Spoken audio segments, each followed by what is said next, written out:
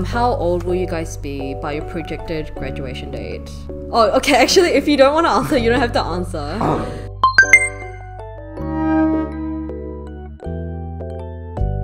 Okay, hey guys, welcome back to the Echo Podcast. I'm Rachel. I'm currently a second year in my computer science degree. Hi, I'm Ivan. I'm a first year computer science student, and in this episode we're here with our amazing guests to dive deep into discovering the highs and lows of entering into the CSE field after graduating from a different degree. So just to begin this podcast, let's start off with some introductions. Starting from Mark, can you introduce yourself to our listeners? Yeah, so hi guys, I'm Mark. Just a quick background, so I did my undergrad in mechanical engineering at USyd. And I've been in the postgrad course for the Masters of Information Technology for a year now, and I've got a year left to go, and so hopefully by the end of next year I would have graduated. Alright, so hi guys, my name's Addie. So I did my undergraduate degree in life sciences, and then afterwards I did a master's by research also in biological sciences, and then I did 1 year of PhD also in biology. I didn't finish the PhD, and now I am in the Masters of Information Technology doing the Bioinformatics stream. So like Mark, I'm also 1 year in and 1 year to go. Hello, my name is Peter, and I graduated with a Bachelor's in Construction Management, and now I'm doing my first year in Comp Sci. Nice. I'm Rachel. So I graduated from my pharmacy degree. I worked full-time for about 2 years, and now I'm in my first year plus 1 term of my CS degree. Hey, okay. Just to start us off this podcast, what was your original plan with your first degree, and how did you find that degree? This is so cliche, but I didn't get into med, and so my parents were like, what was your backup plan? And I was like, I don't have a backup plan. But so that's why they recommended do pharmacy, and I found it very I think I was very suited to the pharmacy study. So that's why I didn't really have many issues with it. But then I wanted to do something extra. So after I became a pharmacist, I wanted to work and go into either epidemiology or international health or economics. Yep, so my original plan was to get an internship as a cadet for a construction company. However, at the time I was working for a different company that's in an unrelated field, and I just realized the industry wasn't for me, and I decided to pursue comp sci instead. So I went into an undergrad in biology hoping to get into medicine after, but while I was doing my undergrad, I realized I really liked research, which is why I did my master's by research, and it's why I started a PhD. But while I was doing that, I realized that type of research specifically wasn't for me. That environment with the wet lab experimental research wasn't what I wanted to be doing with the rest of my life. So that's why I switched over. Yeah, and for me, so I kind of went into mechanical engineering because from high school I knew that I enjoyed maths and physics, and so it kind of seemed like the most generic path to follow. I didn't know exactly what I wanted to do. And in fact, I did 1 semester of medical science, but deferred it halfway through. And then I went into aeronautical engineering and realized I don't even really like that, so I'll just stick with mechanical. And finished that. I did a thesis at the end in my last year. And because of the thesis, I realized that the project that I did involved a lot of coding, Python programming. So I realized I kind of like coding, and then made the decision to move into the masters. So now I'm here. Okay, so moving on, what were you doing at the time when you were making the decision to transfer into CS, and why did you decide to leave your field? So when I made my decision, I was currently working as a pharmacist, but I guess even when I was a pharmacy student, I couldn't really see myself staying in the profession long term. But it was a matter of I just didn't really know what to do. I decided to leave my field when I officially became a registered pharmacist, and I was working independently 3 months in, and I was like, yeah, I was right, this is really not for me. And so that's when I kind of was just like exploring different things, weighing up different options. Like, I just happened to be on YouTube, and I watched a video, and it was like, Not Everyone Should Code by Polymatter. You guys can check it out. But like, basically I watched the video and I was like, oh my gosh, like I need to get my hands on this. I tried it out, and like everything just made sense. It was like surreal, and like I was so like connected to the screen, and that's when I just knew this is the field that I want to be in. And it just made sense for me to leave pharmacy and go into CS. I think I was just like starting to settle down into my career and kind of like becoming an adult and looking forward to making like concrete plans, or like, you know, becoming independent fully. But yeah, that's the kind of phase in life I was in. So what I was doing at the time, I was a product technician. I basically fixed, assembled and disassembled the machinery there at my job, which was a meat processing factory, and we provided meat to the cold supermarkets. Oh. So yeah, it was a good job, high paying. It was also night shift, which I did not like. Never do night shift, guys. Just you know, never do night shift. Was it like night shift like the whole week? It was 4 nights, and then the rest is like my break. So I think I started at 6, and then I finished at 4. And yeah, I just realized I was miserable. I felt like it was like a dead-end job. I think the only reason I stayed was it was a high-paying job, and then the money allowed me to live like, and allowed me to do stuff that I wanted to, basically. So I was kind of comfortable, but I hated my job at the time. And during the pandemic, I just like had enough, and I'm like, this is not what I want to do. I don't see myself doing this long term. So while I was learning how to code, I basically did a lot of research, made a pros and cons list, saying like, what's the pros of this versus the cons and stuff like that. Yeah, and then I just made a jump. So at the time, I was a year into my PhD, and I was already trying to learn programming with a group of like other biologists who were trying to learn programming for their research.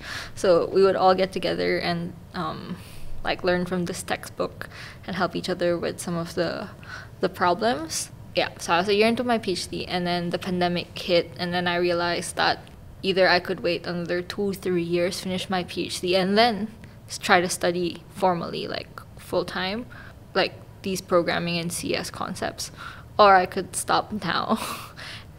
In that 2 or 3 years, I would have been struggling through my PhD doing something that I wasn't passionate about anymore. I could instead be using that time to actually go back to uni and like learn in a formal, structured environment. There were a lot of factors involved, but that's where I was at. For me, when I made the final decision to move into computer science, I had a graduate engineering role. I just realized I didn't want to not take the opportunity and just try and see if I like it. There's no one specific point where I made one decision. It was just over time, just constantly thinking about it. But when I did apply, I was 3 months into my full-time job. Nice. Since we're like all from different background, like degree backgrounds, like what did you know about CS at the time? At the time that I was making my decision, also it was kind of in 2 phases. The first phase was like I saw a YouTube video. After I watched it, I still only thought that CS composed of just like coding, which you just do on the side as a hobby. And I thought a computer science person would just work with motherboards, and then a software engineer would just build software or design it. I didn't really know you could have a career with coding. I was talking to my friend who I discovered like was a software engineer, and I was like, wow, like that's relevant. I think I just heard that like the job involved a lot of problem solving, and yeah, I think that was my impression, but I don't know you could have a full-fledged career. So yeah, at the start I did not know anything about computer science. Everything I accumulated was through reading Reddit threads that just popped up, And it wasn't really until the pandemic when I first started learning how to code on free websites and Udemy courses, and that's when I learned a bit more and decided to pursue computer science. Yeah. So what I knew about CS was just that it could be used to help in research. So my initial goal for learning how to code and how to program was so that I could use it in my research.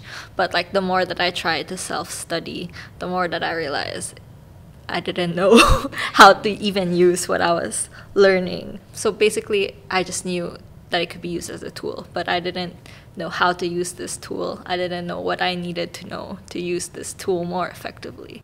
And yeah, for me, I didn't know a whole lot about computer science. In my first year of uni in engineering, I did a unit for MATLAB, and that was like my first taste into programming. And I remember my lecturer saying to us, if you don't know how to code after this unit, you will be able to. And I remember sitting there thinking, he's not talking about me. There's no way I'm going to know how to code.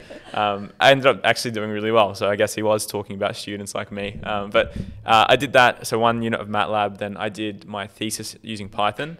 But from my experience in that unit and the thesis, I knew that I really liked the way coding is, like how you think like a programmer. You have to think sort of logically and step by step, and that really intrigued me. It really appealed to me, and so with the little that I knew, I did know that I'd kind of enjoy it, and so that's why I ended up deciding to do the masters.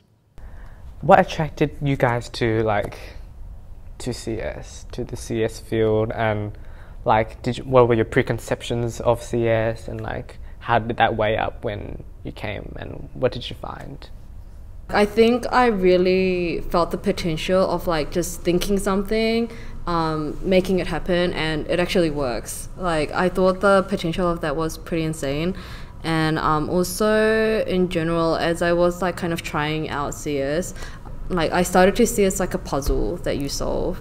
So I think that was pretty attractive. So once I got a brief understanding of what CS was, I sort of liked the problem solving aspect, like you said, and it was fun just like creating stuff, and just printing "Hello World" at the start. Oh wow, yeah. Hello World. Yeah, so that was pretty fun, and then the fact that you can get a job at doing that, yeah, that sort of enticed me. What kind of stuff did you create? Oh, because you would have had limited knowledge as well. I actually did a course, 100 Days of Python. Oh. I didn't fully complete it, though. It was by Angela Yu on Udemy. They made you do a little project after each lesson. I think some stuff I did was like a bill calculator. Basically, so it's just a bunch of if statements and stuff like that. I feel it's just very simple stuff, like a bill calculator, or a little mini dungeon game. That's basically what I did. So I've always liked problem solving, and like all of you have said so far, problem solving was one of the things that attracted me to CS. And I guess when I was solving the little programming puzzles in the textbooks, it was so nice to be able to like get a kind of concrete result, or if I did something wrong, I knew there was going to be a way to solve it, and it wouldn't keep changing. It would be like, it would just be something concrete, you know. It's not like biology where, I mean, there's a lot of problem solving in biology, but sometimes I felt like I couldn't solve those kind of problems. So the simplicity, quote unquote, of CS really attracted me to it. Simplicity. It's misleading. It's not that simple. But no, I kind of get what you're saying. I think I agree with you on that aspect. It's like if your code goes wrong, you can sort of step through it and figure out where that issue is and fix it and debug it. And that's what I really like about CS as well. Similar to what you guys, like we've all been saying, the problem solving aspect, I think, is what makes it really cool. So that's what attracted me. And also on the topic of YouTube channels, this YouTuber, her name's Tina Huang, I watched a video of her and she explained her story. So she did a Bachelor in biology, so similar to you, Addie. And then she didn't know what to do with that, but then she moved into a master in computer science. And then I remember watching that and thinking, well, I could kind of do the same. And yeah, so I thought I'd add that in as well, because she's an awesome role model for me. So yeah. So moving on, now we're going to get into like our experience in CSCs. What were your first impressions of CSC at like UNSW, and like how did that contrast with your first initial thoughts of CS?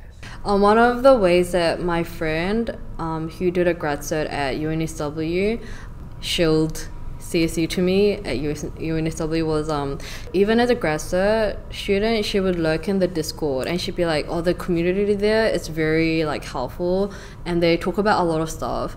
And so before I joined, I think my impression of CSC undergrad was, oh, they actually like to discuss about these things and they're willing to exchange information.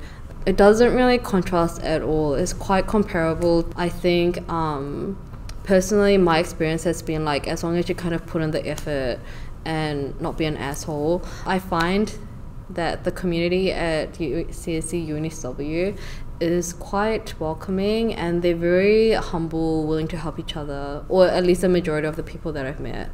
Yeah. Yeah, I think I agree as well. I think like there hasn't really been too much of a contrast. I guess what I expected was what I'm sort of getting from CSC. And sorry, when you say CSC as well, you're talking, is that the society or just computer science at UNSW? It could be anything in general. Like just UNSW, computer science, society, anything. Yeah, my expectations is sort of have been met really. I think one expectation I had was you won't be able to really succeed in this if you don't work hard. And I think that has definitely been true. I think I found assignments where I haven't put much effort into and didn't meet deadlines or didn't get as good as I wanted to. But every assignment where I've put effort in and applied myself, I've ended up doing pretty well. So, yeah, I agree a lot with what you said, Mark. I guess the only thing that didn't line with my expectations is that I was hoping for like a better post-grad community. Like I didn't really see that in the Discords either, but like I was still kind of hopeful. I was like, there's gotta be post-grad community somewhere.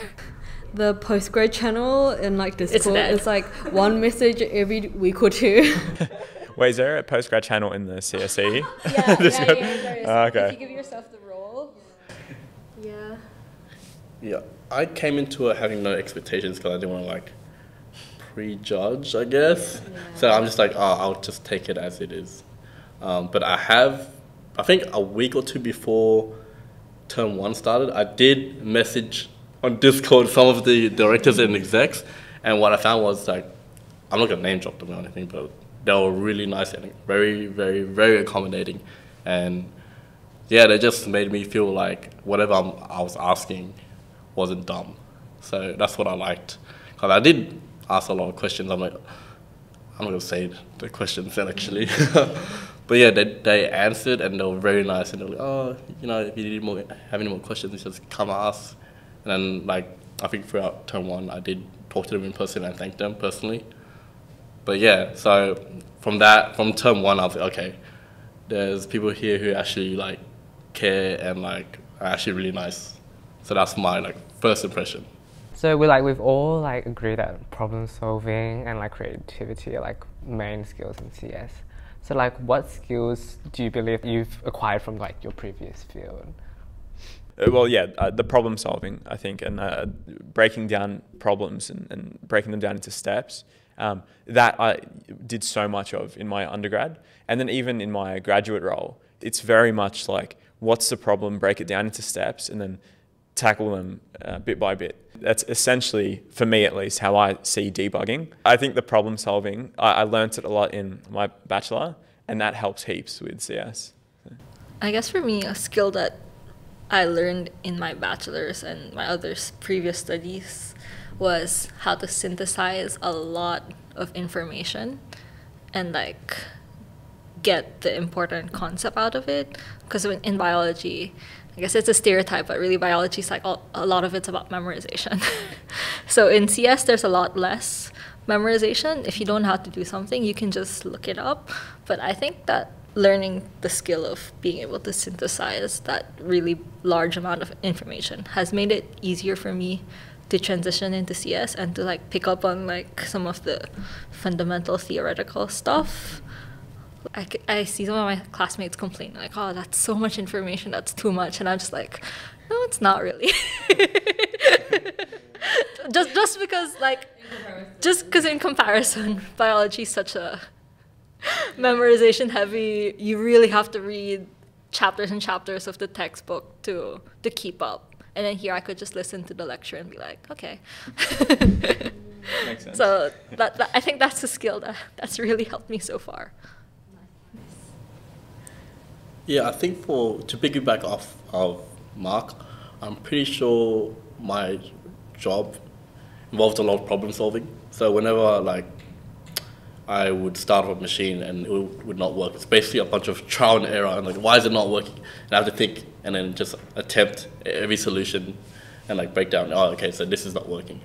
The emergency reset button is not pressed. Okay, so I gotta check other things. Is it a mechanical issue? Like, is there like a sensor is there like water on the sensor that's not like reading in or something like that? So I didn't really realize it, but now just thinking back, that's sort of me debugging, but like with an actual physical, like mechanically, I was debugging. How are you finding uni life at UNSW right now? Like, have you joined any other societies other than CSC?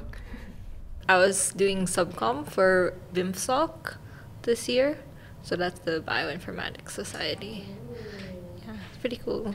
It's a small society though, because I think even in undergrad there's not a lot of people who do bioinformatics, even more so in postgrad. I don't think I've met another person doing my stream. What kind of subcom were you? I was in the marketing subcom, so I was doing some of the promotional material.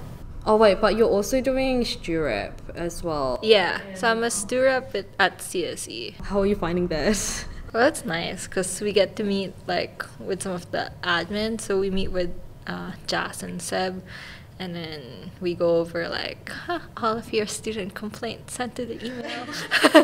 We try to come up with solutions together that would like help the students and resolve their problems. What about you? So right now I'm in the careers subcommittee for SecSoc, and yeah, it's pretty fun. I wish I applied myself more. I think I'm still getting adjusted to uni, so I'm like, I didn't really put in as much effort as I wanted to. Sorry, directors. Like I said, I did a lot of research, so I wanted to try and get involved as much as I can. Joining a subcommittee was important for me as well to, meet new people and network. Yeah. And it's also, I think, a good thing to put on a resume, like, hey, this guy is, not only is he doing uni work, he's actually getting involved and stuff like that. So I think that's another thing that companies look for. So yeah. Nice. That's true. Ivan, what subcom are you in? I'm in CC Media. Yeah, producing this lovely podcast for everyone. Wow, I like the mics. Rachel, what subcom are you in? Oh, I'm also in CC Media. I think it's been very rewarding. We could have put out more content, but I think something that I learned in the end, a society is just a society. So I don't think we necessarily have to experience so much FOMO if we don't get into any. But also I think there are just plenty of other opportunities out there.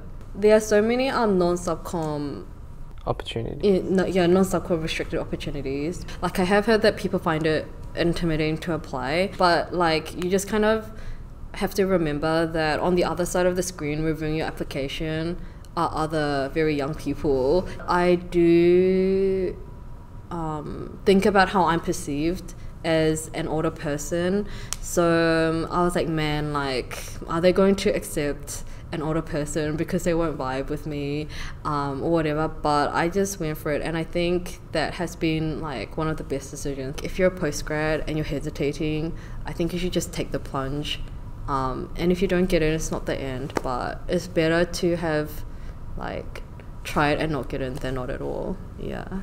Oh, okay. So on the topic of vibe, like how do you feel like being in classes with students that are younger than you? Maybe more so like bachelors. Like I'm not sure, masters. Do you have younger? Oh yeah. What's the demographic like? Some of the classes are actually mixed, postgrad and undergrad. For example, networks is a postgrad/undergrad course. But I think most of the postgrad only courses, I don't really notice how old people are. I think we're all mostly in our 20s, but I think there's probably people who are also already in their 30s or 40s. So yeah, it's easier in that sense to not feel like I'm the oldest person there. Yeah, I've experienced the same thing. I think there are some units which are strictly postgrad. It doesn't really feel strange. It just feels like you're part of a learning community. That's how it feels like for me. But then there are some units I'm doing which are mixed. So there's one unit I'm doing this sem, concepts of programming languages. So Addie, you mentioned networks, Yeah. Which I've met quite a few postgrads in that already. But this one that I'm doing, I feel like people know I'm a postgrad, so it's like everyone's like, oh, this guy's a postgrad, and there's like 20 other undergrads in my tute, and I'm just sitting there on my own. So I think they can sniff it out, because the most common question I got was like, are you guys second year or third year? And I'm like, no man, I'm first year. Like, they can tell. That's their polite way of saying, you look old as shit, right? And I get that a lot. I'm like, oh, damn, am I not aging gracefully? And I guess not. But anyways, yeah, I think one of the reasons, like, oh, cause yeah, you're pretty big for our first year. That's what they said to me. I'm like, Oh my god. fair enough. Yikes. I'm gonna take it. But it's not like I'm trying to hide it. It's just like, I think it's just in your face, like they can just tell. So I guess. Beaten down by life. Oh, I know, like I'm withered, man. I'm withered. The stresses of life got to me, I guess. Okay, but at least that means that they're comfortable enough to say that to you. Yeah. Copium. No, but like I'm not offended. It's just funny. It's like I'm not trying to blend in. Yeah, but I don't bring it up, but they bring it up. So like, yeah. I was actually curious about the class makeup in postgrad classes. As you know, as like we are doing bachelors, okay, I have a 6 to 8 year age gap with like almost all of the people that I'm with, that I'm studying with, and so I don't want to shill myself, but like I think I have a youthful outlook on life, and I feel like as long as you're not like pretentious about like the life stage that you're at, I think that's fine, because like I feel like I'm talking about children right now. the way I'm about to say the next sentence, but basically I feel like people know if you're looking down on them or like if you're not taking them seriously. I feel like I can vibe with the people in my class because I just let myself like relive my youth and try to kind of suss out their culture as well. I think that's what I had a lot of fun with, because like hang out with people my age, and then it's like time traveling. Like it's like a different culture. When I first started at UNSW, people would say things like copium, or like, oh, that's a match strap, bro, or like shilling, and yeah, right, and like, oh, that's cap, and oh, I'm taking an L, like things like that. But I think it's just very interesting, and having an open-minded attitude to hang out with people younger than you goes a long way. And I also believe that there's a lot to learn as well. There is like a certain experience gap. I think this just can't be denied, but I feel like that is a trade-off. Like not every relationship you have is going to be perfect. And yeah, there are many benefits. Keeping in the theme of undergrad slang, that's a very W attitude of you. Big dubs. No kidsy for real. So what people also don't talk about is like how hard it is actually to make friends. I see in the Reddit post like, oh, someone will be venting, I guess, saying like, oh, I'm a second year or third year, or I'm about to graduate and I still don't have no friends from uni. And yeah, that is true. So if you're like a postgrad, don't be like discouraged that you don't have friends. There are other undergraduates who feel the same way. I would say you just have to put yourself out there and just know that you are not entitled to anyone's friendship. Because there was many times where, like, for me, I would like, hey, like, oh, what's your Discord and stuff like that. Probably the end of the conversation. It's okay for someone not to be friends with you, it's fine. But like, if you do want to be friends with someone, just try to be more proactive. Someone will find you, because most of the people that I hang out with now, they actually went to me. In saying that, I don't approach people because it's just a mental thing. I just feel weird personally going to someone much younger than me and just saying, hello, you want to be friends or something? Like, not exactly like that, but you get what I mean. Oh no. Sorry, that actually just made me seem like I have no social skills at all. But like, yeah. Just the way you said that as well. Like, hey, hello, Philippines. It's like I'm staunching them. Hello. Hello. Oh my gosh, and they'd be like, oh my gosh, she's an older person, I have to respect them and like be friends. Oh yeah, and yeah. Talking about that, I sometimes have to make the disclaimer, like even when they find out my age, I have to let them know, like, it's cool. Just yeah. Like, I never thought I had to say this, but like, yeah, like it's cool. Like, I don't know how to elaborate on that. No, but I get it. Some of my friends have asked me questions where they're like, oh, like, isn't it weird? Or like, isn't it weird for you or something? And then that probably kind of hints that they have their own thoughts as well. Yes. But it's okay. Like, it's okay. Yeah. Yeah. It is kind of weird. Looking from our perspective, all right. It's weird because, like, if I'm trying to make friends and I'm approaching someone younger than me, it feels very weird for me. But maybe try not to make it as weird, I guess. In saying that, like, I know I'm older than you. That's fine, but yeah. Anyway, yeah, I don't think age was that much of a factor. Like, it wasn't as much of an issue as I thought. It just really depends on your own attitude and how you, because I think if you're like older, like, you should be having a certain level of self-awareness. So just be mindful of how you carry yourself. It'll be fine. Yeah. We have friends. Yeah, we have friends, yeah. Did you guys have any like fears in like transferring into CS? Yeah, I had quite a few. Oh well, okay. Actually, I didn't, but I still did. So personally, because my transition into CS was very clear cut for me, I wasn't that scared. But the one thing that I was scared of was that I'd be too dumb for CS. Like, let's be real, and that the change would not be worth it long term. It's a huge opportunity cost as well, and I wanted my investment to be worth it. But like, what if I failed? Because then I knew that I'd have to go back to a career that I did not vibe with. We did like mention like pre-imposter syndrome. You kind of get it before you even go in. I would say that's what I would label my fear as. The fear, I guess, ended up not really meaning much, because as we always hear, like, if you're scared of something, it means just do it. Yeah, that's the same. I thought, like, man, am I even smart enough? Like, I'm kind of dumb, legit. Like, I do the dumbest shit, so am I really smart? Am I a logical person? You know, I make some really, really bad impulsive decisions, and I'm like, can I really apply it? And the other one was like, I am also old. So is this worth it? Like, I have to get a job because, like, by the time I graduate, if I don't get a job, then all the years that I put in, all the decisions I made up to that point was not worth it. And I just basically screwed up the time that I could have been doing something else. So yeah. And plus, I had to shoulder a lot of responsibilities as well. So it was a very big leap and a very big choice to make. How old will you guys be by your projected graduation date? I'll be 28. Yeah. Oh, okay. Actually, if you don't want to answer, you don't have to answer. You can be vague about it as well. I'll be 30. Wait, I'm thinking. I'm 26 now. I'll be 27 next year by the time I graduate. So I'm 23 now. I'll be 24.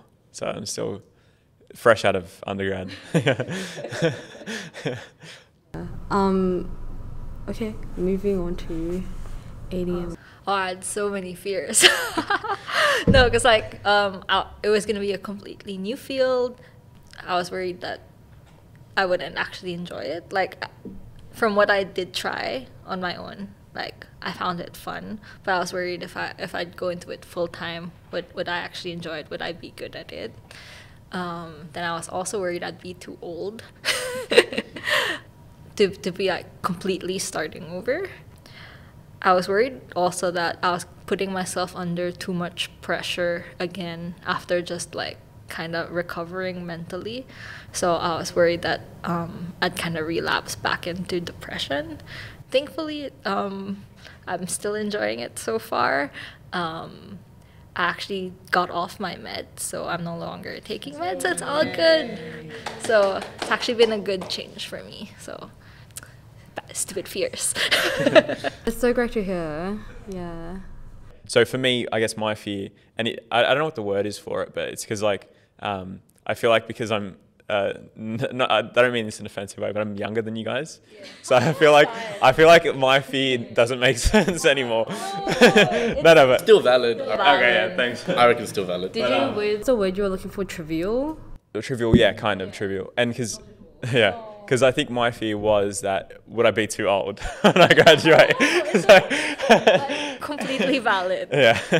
So yeah, that was my fear. I was just a bit worried. I was like, I spent 4 years, technically 5 years in my undergrad. It's like, do I really want to sort of reset that and then go into a master's? Taking the plunge was a really good decision for me. I'm really happy I'm here. That was my main fear. I was also a little bit worried about if doing it would be too stressful, but I knew that I did have kind of a skill set that did work with computer science. So I think that helped me make the decision to move into it. Just because, like I mentioned, with my undergrad and even in high school, I always just really enjoyed math and physics. So that sort of helped me make the decision. Yeah. Your previous experience sort of diminished your fears. Definitely. Yeah, something good to consider for potential transfers. Yeah, guys, you should just go for it. Yeah, 100%. We've mentioned like age is kind of like a factor in our fears. Like for Peter and Rachel, like why did you choose bachelors specifically, and like for Addie and Mark, like why did you choose masters? For me, it was like, since I'm going to uni anyways, I might as well do the full experience. Yeah, I don't think I researched that much about postgrad versus bachelors. Yeah, I just wanted to have the full uni experience and try to do it right, get more involved and such like that, yeah. My research process was like, I would say a year and a half. So I was like, okay, this is a big change for me personally. So what I did was I just bit the bullet and tried to message people already in the industry, LinkedIn. Also, I scoped out boot camps as well. And for me, if I were to do it part-time, it would be 10 months. And you had the option of an internship after. What I liked about it was like, it's only 10 months, right? And you get an internship, which puts experience on your resume, so that helps. However, I'm just afraid of the pacing. Like, is 10 months really enough for me to learn all that, or should I take a longer approach and see if that is more of my learning style? Also, the fact that unsw is a reputable university, right? So I believe that what I chose in the end is I realized that I can go there, meet other students, join a society, and try to network more. That's part of my research. Oh, and I sort of messaged current UNSW students, so I'm sorry if you got a DM from me. I bombarded you with a lot of questions. Only one replied, all right? Only one replied to me, and that was Kelly. Hi, Kelly. She basically answered a lot of my questions and put me at ease, and surprisingly, we still talk today, and I think she might regret that because I've been annoying her so much lately. Honestly, you're a champ, Kelly. Okay, so I think it was a huge dilemma for me, like bachelor's versus master's. Especially because I didn't know anybody who had done a bachelor's, like in my circle. And the one person that I was talking to about CS, she did a graduate certificate, and she was doing fine. Like, she hadn't done an internship, but she already got a job as a software engineer, and she was working her way up. I did a lot of my research on Reddit, yeah. So like all those posts about like, oh, bachelor's versus MIT CS, what should I do? And I think what made me choose bachelor's over master's was, one, it seemed a lot more flexible than an MIT. Two, I felt like the community was a lot larger, even though I knew that there would be a younger crowd. At that time, I thought that an MIT would be more expensive, but I think to me, like, the graduate certificate to MIT role was just too unstable for me. What I thought was, like, you had to perform at a certain level from a graduate certificate to go into a master's, and I actually have to pay my fees up front, so I'm like, oh, that master's do be looking pretty pricey. But yeah, I think it was just more simpler for me timeline-wise, but also at the time, like, I didn't know that I'd be extending my degree, so I was like, why not just do a fun 2 years that's a bit more flexible compared to like a more like packed like 2 years of MIT. And yeah, I think I might add with one thing you said, which is I think was really interesting, is I found that I think the community for the undergrads is definitely a lot better than postgrads. I feel like postgrads, I'm trying to meet postgrads and everyone's just got work or something, like everyone's busy, and like, oh, I want to make friends, but that is true. The postgrad community is kind of abysmal.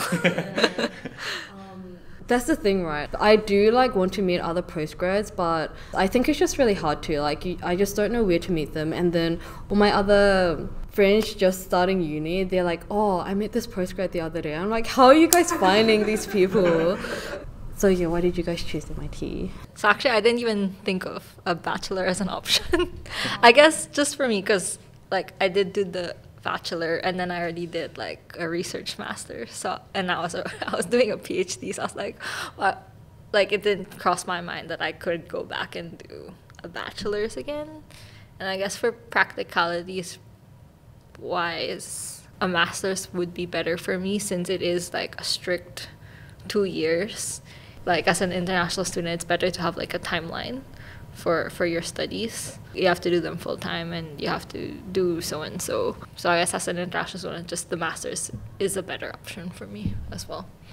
yeah, and it's pretty much the same with me. I didn't really consider doing the bachelor's. I just knew that the master's would be the 2 years, and I think that was what was most appealing for me. I felt like doing a bachelor's would be like a whole reset and just starting again from scratch. But master's, because it was 2 years, it felt like I could sort of get to the end a bit quicker and then hopefully find roles. I think in regards to like the time pressure, as well as like what you mentioned before with the 10 months of boot camp, I did consider other options like just self-study. No, I did not trust myself. And boot camps or certificate kind of linked in with the MIT path. But something that I did consider was a boot camp, but I think at that time it wasn't financially feasible for me because I heard it was very intense. And at that time I was still working as a pharmacist and was planning on continuing to work. I knew I couldn't like fully commit myself. The impression that I got was a bachelor's degree would last me longer into my career over a boot camp, because I heard that they skip over some concepts that like bachelors and MITs have to cover. I was like, oh, there's no harm in like spending more time like learning it thoroughly. And I think this was a good decision on my part. Having said that, I've also heard of other people who've done boot camps, like through my friend. She says that like, oh, she's met people who have done boot camps and they're just equally excellent at their job. But I think it's best to make the decision based on how well you know yourself. I was considering self-studying. I did self-study for a while. It's just hard to do it without the structure. It's hard to self-motivate. Yeah, especially because I think like educational programs really streamline that experience for you. And I guess when you self-study, you just don't know if you've like missed anything. Yeah, and you don't know what exactly you have to study as well. If I continued self-studying, I wouldn't have studied networks. I probably wouldn't have studied databases as thoroughly. So it's like, if you go through a structured program, it's like, you know, you're covering all the basics that you need to know, or that you didn't even know that you needed to know. I think even the aspect of like deadlines and all that, you know how you were saying for self-study, you kind of hard to find the motivation to truly like sit down and study through it. I think, the deadlines and having, I think the structure is the most important thing. That makes it the most easiest for me. Another thing actually that made the a program at uni most appealing was the accreditation, you know. I was trying to get into like bioinformatics roles even before doing a degree, and I found that most of them want you to have some kind of formal study. So I was like, okay, I gotta do this. I think that networking also plays a very, very important role, because what's better than applying straight to the website is having a friend refer you, and then you just bypass that whole resume screening process, and then you can go straight away to like a phone interview or like getting sent online tests. So yeah, that's why I went with UNSW, because I feel like you can just make friends, and if they get jobs, maybe they can refer you as well, or join a society, and then the society hosts all types of events where you can maybe network, talk to any, you can talk to Atlassian or Google, you know, with all these events, CSC especially is holding. I reckon it definitely gives you a good opportunity to network with companies, and even getting some insight on what they are looking for, right? So what's the process like?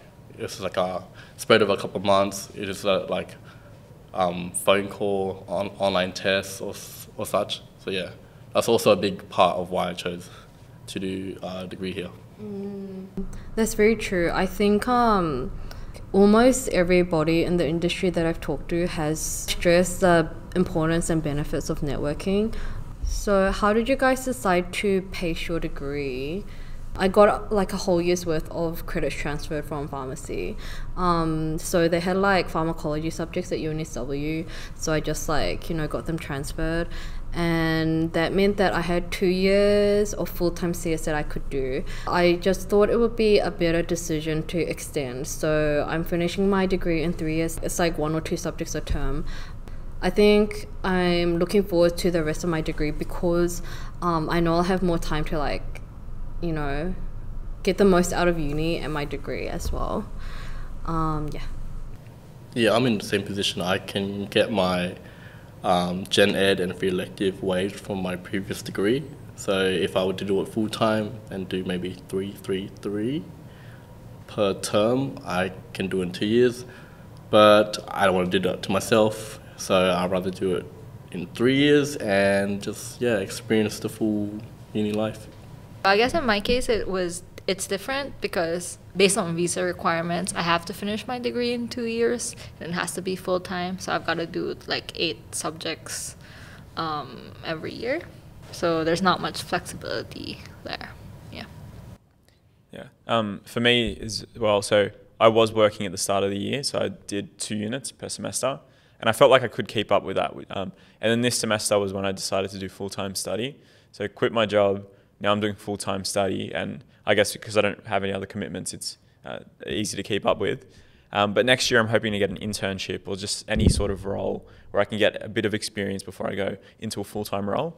And I'm hoping to do, if I can find anything that's lenient like this, an internship where there's no minimum hours. Like if I have to take a week or 2 weeks off to study, they'll allow me to do that. But if I can do that and do full-time study, I'd like to.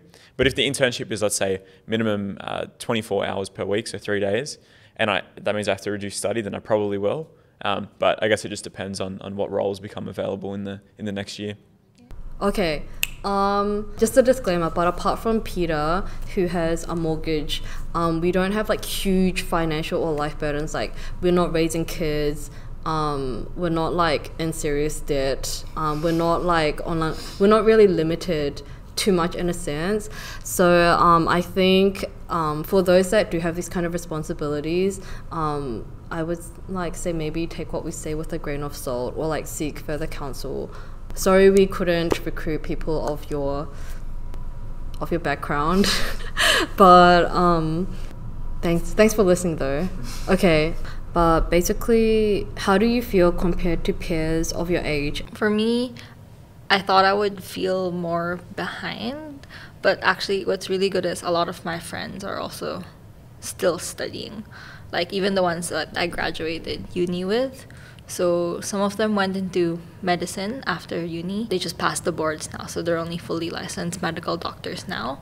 And then another thing that helped me not to feel so behind is that a lot of the friends that I made while I was doing my master's degree in Japan, a lot of them were a lot older than me. That helps me now, like, feel like that I'm not too old or that I'm behind my other peers in life. You just gained a new perspective from your previous experience. Yeah, and then it helped me not feel bad about like being in my mid-20s and starting over.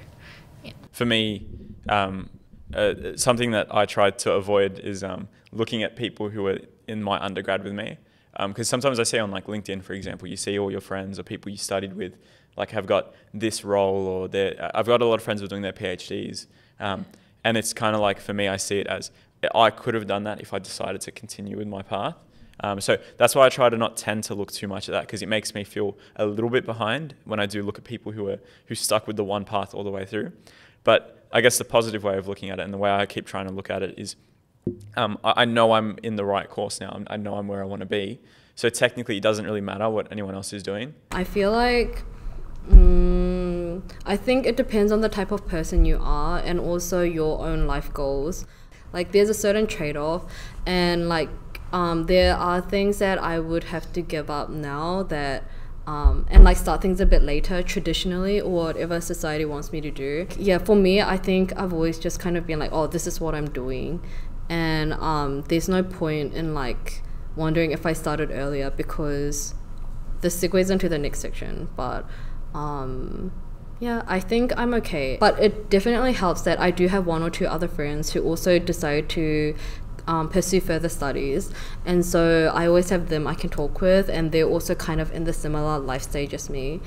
I think if you're really passionate about something and you know that this is what you want to do, I think a lot of things do become irrelevant, or like you can work around it. Yeah. So yeah, I personally do not try to compare myself to other people, because I know that each person's story is different, right? It's not always linear. Sometimes you can't always just do high school, uni, and job. I mean, that's the ideal, that's what everyone wants, but sometimes, it is what it is, right? Just make sure that that this is the right decision for you. Yeah, for me personally, I do have to pay a mortgage right now. I did a lot of research, because that means I have to stop full-time work and I still have to pay the mortgage, even though currently I am not employed. Yeah, I think I 100% agree with that. On a similar note, I would say I have no regrets. If I were to go back and do pharmacy, then CS again, or just do CS from the beginning, I would choose to go through pharmacy and do CS again. Going through what I went through, I think helped me to be more sure of my decision and appreciate what I have.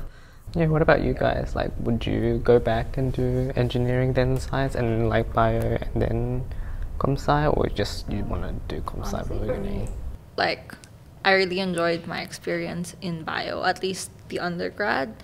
And then I think my experience in Japan also helped me appreciate CS, like what Rachel said, and helped me really put into perspective what I want to do. Because at that time, I was just going along with the flow, right? Doing what seemed like natural in the progression. So like uni, postgrad, more postgrad. Well, and I'm back here again, more and more postgrad. I think I would still choose to do the bio first, even if I had to do it all again. Just because, well, I guess part of it is because I do want to continue in some kind of bioinformatics career. So I would need that kind of biology knowledge.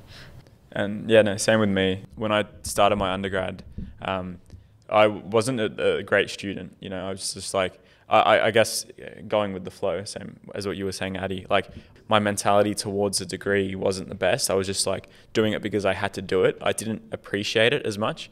But then getting towards the end of my degree, when I started to get internships in engineering and stuff like that, I started to completely shift my mentality and go, okay, there really is a reason to study. There's a reason to, for education and for all this stuff. And so I think going through I feel like if I went back and did CS first and did that as my undergrad, I wouldn't appreciate it as much as I do now. So I definitely, if I could go back, I'd still do it the same. So what are your plans, like current plans now, like, or what career path are you like planning to embark on? As soon as I have my last exam, I'm going on LinkedIn, on Seek, on all those websites, finding an internship or any role I can do for a year. So my plan for next year is to finish my master's, get an internship, do a year's experience and a year of study. Hopefully by then I would finish the master's if all goes well. If I have to drop any units or whatnot, it will extend it a bit more. But after that, it really depends on how well either of those go, either of those two parts. So if I figure out that I really enjoy work, whatever place I'm working at, I'm going to stick with that, turn it hopefully into a full-time role and follow that as far as I can. If I really like studying, because so far I kind of have enjoyed studying the stuff, so potentially I might look into a PhD. And so depending on how my studies go, maybe I'll do a PhD, but that's after the year that I have planned. So that's my, I guess, outlook. For me, I keep going back and forth on what I want to do. My original plan was to hopefully find a job in bioinformatics and then see like where this degree can take me, like that specifically bioinformatics degree. But if I'm not able to find like a bioinformatics role, this IT degree is general enough, since we have so many core courses that we have to take, that I could actually go into like, you know, more IT, more CS roles that aren't just like specifically bioinformatics. And then, so that's like on the job side, but like I keep going back and forth on whether or not I want to go and try my hand at doing a PhD again. So I don't know if I'm traumatized or not, but like ever since I was young, like I really, really wanted to go into research. So I feel like I shouldn't like just give up on that dream. So if I can, I'd like to find like a bioinformatics focused PhD. Yeah. I think next year will be my penultimate year, so I should be applying for internships. I was looking for penultimate students and probably grind out lead code and stuff on the the break, and maybe find a part-time job to help subsidize my lifestyle a bit. It's hard, like, you know, having a full-time job and then like suddenly, you have no stable form of income. So I'm like, so yeah, that's probably the plan for me. Yeah, pretty much the same thing. And then in the future, I just want to become a software engineer. Coding just makes me happy, so I like to do what makes me happy. Yeah. Okay. nice. Okay, to wrap us off today, we're gonna like ask some reflection questions. Is there any advice that you would give to like prospective postgrad students coming into CSE, and like, or like any other degree for postgrads? The phrase I said was take the plunge, and I think that is a really important thing. Before I started, I was just thinking, how can I just go back and start again? And isn't it kind of a waste of time? Like, why not just stick with what I'm doing and follow that through? And I already have a degree. What's the point of doing another one? But then I realized I don't want to follow the other path, that like continue being an engineer and then halfway through be like, I really wish I tried at least to see what comes from computer science. I remember when I was confused about it, I was just like, you know what? I'm just going to try it. Just one semester. See how I go. I'm going to still keep my job. I'll work full time and then do a couple of units in the masters and see how I go. And then I did that. And then the first couple of weeks, it was a bit tough because I was still trying to balance everything. So working full time and doing the 2 units was a little bit tough. But when I realized I do actually 100% like computer science and I want to stick with it, was I was working on an assignment for 9024. I was stuck on one part. I could not debug it, and I was stuck on it for like a week. And there was one night where I was sitting in bed. It kept me up at night. I was up for like 2 hours thinking about it. And then all of a sudden something clicked. I got up, wrote on my notepad everything I was thinking about. And the next day I woke up, coded it, and fixed all my problems. So but anyway, back to the advice is take the plunge. I think that's the most important thing. I think if you're confused about it, just try it out, see if you like it, and then you never know. You might really enjoy it. You might stay up one night thinking about your assignment and solve it and go through something that I did. So yeah, that's my advice, I think. Yeah, I think related to that, I think it should be brave. It can be hard to like change your whole life or like go down a path that you weren't expecting to go down when you can see your peers maybe moving forward on that same path, and like there's massive FOMO, like, oh, I could be doing this, oh, I could be this now, I could be earning so and so, I could have a job, I could have a house, I could be married, blah blah blah. But like if you're unhappy with the way your life is going, yeah, take the plunge, be brave, try out that new thing that you've been looking at for years. Yeah, I think it's good to try new things, and if it doesn't work out, then no harm. You've tried it, you know for sure now. No. Yeah. Mine would be do research. Yeah. Depending on your circumstances, you know, maybe a boot camp's better for you, or self-studying, or what's the difference between a postgraduate and a bachelor's. So definitely do some research, because for me personally, it was a big career change, so it's not always an easy choice for people. So yeah, definitely do your research and make sure that, you know, it is the right decision. So yeah. The other three have like summed it up really well. I think it's definitely not easy making such a big jump, or like a decision to extend studies or just deviate from the path that you originally planned. But I think along with the fears you might have that are very valid in the moment, things can always change. Like you can always do things a bit differently when you're in the situation. So what I always live by is like, I always think about, if I don't do something, am I going to regret it? And if I'm going to regret it, what am I going to do so that I don't regret it? And so that was like to scope out all the options and make the best decision for me. And yeah, I'm so happy right now. Oh, I'm so happy right now. Yeah. Yeah. Yeah. Okay, yay! A big thank you to our guests, Addie, Mark, and Peter. If you enjoyed this podcast, don't forget to like and subscribe. Be sure to check out the CSC Stock media page, linked in the description, for more great videos, podcasts, and articles. Yay!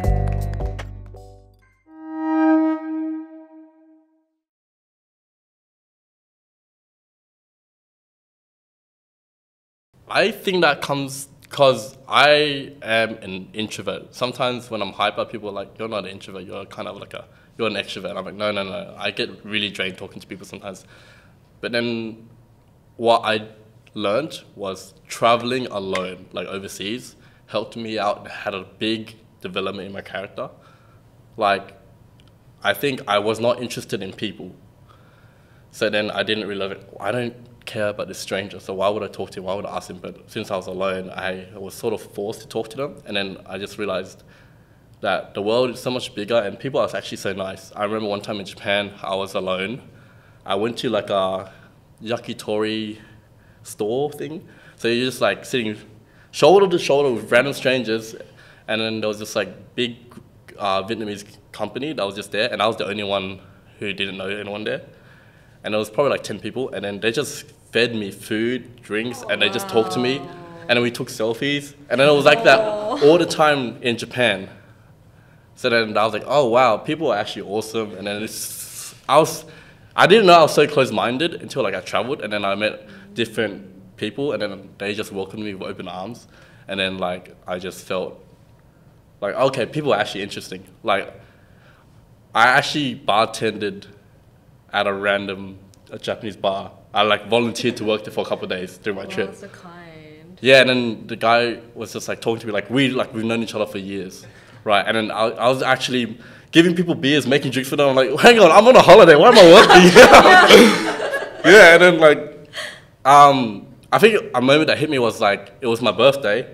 I last minute told them it was my birthday, and then they gave me a cake, and they gave me like a Shinjuku shirt, and everyone, even the customers, signed it for me, and I still have it to this day.